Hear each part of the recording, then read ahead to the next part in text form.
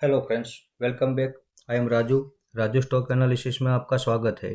आज हम जिस स्टॉक की बात करने वाले हैं उसका नाम है बर्जर पेंट लिमिटेड, और साथ में एक दूसरा स्टॉक है जिसका नाम है कंसाई नेरोलैक पेंट्स लिमिटेड। आज हमने लाइव भाव पे चालू मार्केट में इन दोनों स्टॉक को बाय किया है। जैसे कि आप चार्ट में देख रहे हो कि इसने ऑल टाइम हाई 727 का लगाया था, वहां से गिरावट करके अभी ये 445 के भाव पे ट्रेड कर रहा है। यहाँ हम हिसाब निकालें तो 40% जितनी गिरावट इसकी हो चुकी है। एक बार इसने 445 का लो लगाया था, 670 तक हाई लगाया। दूसरी बार इसने 445 का लो लगाया, 620 तक हाई लगाया। अभी ये तीसरी बार हमें मौका दे रहा है। वैसे चार्ट की पैटर्न देखा जाए तो ये ट्रिपल बॉटम पैटर्न कहलाती है, लेकिन हमारे चार्ट में टेक्निकल पैटर्न ढूंढने का तरीका कुछ अलग है। इसमें हमने आज पहली एंट्री कर ली है। हो सकता है मार्केट की गिरावट के साथ यहाँ से और ज़्यादा गिरावट करे, कोई बात नहीं, उसके लिए भी हम अपना कैपिटल बचा के रखते हैं। हमारा दूसरा सपोर्ट 360 पे रहेगा, तीसरा सपोर्ट हमारा 260 पे रहेगा। इन तीनों सपोर्ट पे हम इन्वेस्टमेंट करने के लिए तैयार है। अब स्टॉक आई से 40% की गिरावट कर चुका है, लेकिन इसके फंडामेंटल में कहीं कोई खराबी नहीं है। चलो हम देखते हैं इसके फंडामेंटल। जैसे कि आप यहाँ देख रहे हो कि पब्लिक के पास केवल 9% जितनी होल्डिंग है, डीआईएस के पास 8.5% जितनी होल्डिंग है, एफआईएस के पास 7% जितनी होल्डिंग है। बाकी की सारी होल्डिंग प्रमोटर के पास है। 75% जितनी होल्डिंग प्रमोटर की हमें यहाँ नज़र आ रही है। इसके आगे हम देखें, बैलेंस शीट भी इनकी बड़ी ज़बरदस्त है। 2013 में 900 करोड़ जितना ही इनके पास रिजर्व था, जो अभी बढ़कर 5500 करोड़ तक पहुंचने आ चुका है। अब 2013 में कंपनी के पास कर्ज था 550 करोड़ का, वो अभी बढ़कर सिर्फ 800 करोड़ तक ही पहुंचा है। रिजर्व का रेशियो हम देखें तो 6 गुना रिजर्व तो बढ़ चुका है। यहाँ पे आपको पता चल सकता है कि ये फंडामेंटल में कितनी स्ट्रांग है।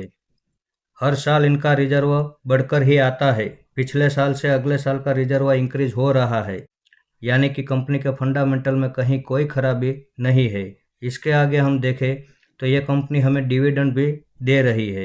इसके साथ ईयर ऑन ईयर भी इनका प्रॉफिट अच्छा खासा आ रहा है। क्वार्टर इन क्वार्टर में भी हम देखें तो हर क्वार्टर में इनका प्रॉफिट तो आता ही है। इसके आगे हम देखें तो मार्केट कैप में दूसरे नंबर की सबसे बड़ी कंपनी है। पहले नंबर पे एशियन पेंट है, दूसरे नंबर पे बर्जर पेंट्स है, तीसरे नंबर पे कंसाई नेरोलैक है, जिसकी अभी हम थोड़ी देर में उसकी बात करने वाले हैं। इतने भी फंडामेंटल अगर आपको कम लगते हैं तो और आगे देखिए। यहाँ पे आप देख सकते हैं ये भारत की दूसरी सबसे बड़ी कंपनी है, एशिया की चौथे नंबर की सबसे बड़ी कंपनी है, और वर्ल्ड की 7वें नंबर की डेकोरेटिव पेंट कंपनी है। इसके आगे हम देखें तो इसके जब ग्राहक लिस्ट हमने देखा तो इसमें भी बड़ी बड़ी कंपनियों का नाम है। जैसे कि आप यहाँ देख सकते हैं Tata motor, Ashok Leyland, Mahindra and Mahindra, hero MotoCorp, force motor, Hitachi, Crompton, Orient, Havells. इतनी बड़ी बड़ी कंपनियां इसकी ग्राहक लिस्ट में है। इनका बिजनेस रशिया, नेपाल, बांग्लादेश, इन जगहों पर भी चलता है। अब जब आपने देखा कि फंडामेंटल तो बड़े स्ट्रांग है, चार्ट में टेक्निकल पैटर्न भी बड़ी ज़बरदस्त है, हाई से 40% की गिरावट भी कर चुका है, बड़ी बड़ी कंपनियां इसके ग्राहक है, इंडिया के साथ साथ विदेशों में भी इनका कारोबार चलता है, तो ऐसी गिरावट का हमें फ़ायदा उठाना चाहिए। इसमें हम पहले एंट्री तो यहाँ कर चुके हैं। यहाँ से और ज़्यादा गिरावट आती है तो उसका कैपिटल भी हम बचा के रखते हैं, वहाँ पे हम दूसरा इन्वेस्टमेंट करेंगे। इसमें हमारा टारगेट रहेगा 700 रुपये का। अब वो एक साल में 700 रुपये आता है या 2 साल में आता है, कोई बात नहीं, यहाँ से हमारा प्रॉफिट भी तो बहुत बड़ा होगा। इस पे हम भरोसा कर सकते हैं। आइए हम देखते हैं हमारा अगला स्टॉक, जिसका नाम है कंसाई नेरोलैक पेंट्स लिमिटेड। इसका चार्ट भी बिल्कुल बर्जर पेंट जैसा ही है, इसके फंडामेंटल भी बर्जर पेंट के जैसा ही है। इसका हाई था 450 का ऑल टाइम, वहाँ से उसने गिरावट 240 तक की, फिर 360 तक गया, फिर दोबारा 250 तक आया, 360 तक गया। यहीं पर यह कंसोलिडेशन कर रहा है। अभी हमें यह फिर से मौका दे रहा है 260 पे, तो आज हमने इसे लाइव भाव पे बाय किया है। इसमें हमारा दूसरा सपोर्ट 180 का रहेगा, तीसरा सपोर्ट हमारा 120 का रहेगा। इन दोनों सपोर्ट के लिए भी हम अपना कैपिटल बचा के रखते हैं ताकि मार्केट में गिरावट हो, बड़ी गिरावट हो, स्टॉक गिरे तो उसमें हमें डरने की बजाय जो हमने कैपिटल बचा के रखा है उसको हम एवरेज करने में लगा सके। आइए हम इसके फंडामेंटल देखते हैं। यहाँ पे आप देख सकते हैं पब्लिक के पास केवल 9% की होल्डिंग है। जैसे बर्जर पेंट में आपने देखा, ठीक उसी तरह कंसाई नेरोलैक में भी 9% की होल्डिंग ही पब्लिक के पास है। जैसे बर्जर पेंट में प्रमोटर की होल्डिंग 75% थी, यहाँ पे भी कंसाई नेरोलैक में 75% की होल्डिंग प्रमोटर के पास है। बाकी की सारी होल्डिंग एफआईएस और डीआईएस के पास है। इसके आगे हम देखें तो जैसे बर्जर पेंट का बैलेंस शीट था, ठीक उसी तरह इसका भी बैलेंस शीट बड़ा दमदार है। इसमें भी आप देख सकते हैं 2013 में 1200 करोड़ का जो रिजर्व था वो अभी बढ़कर 5500 करोड़ तक पहुंच चुका है। जब बोरोइंग हम देखें तो 84 करोड़ का कर्ज था, वो अभी 300 करोड़ तक ही पहुंचा है, यानी कि कर्ज भी बड़ा मामूली है। ये कंपनी भी हमें डिविडेंड दे रही है, ईयर ऑन ईयर भी इनका प्रॉफिट आ रहा है, क्वार्टर इन क्वार्टर में भी इनका प्रॉफिट अच्छा आ रहा है। और मार्केट कैप में भी देखो ये तीसरे नंबर की बड़ी कंपनी है।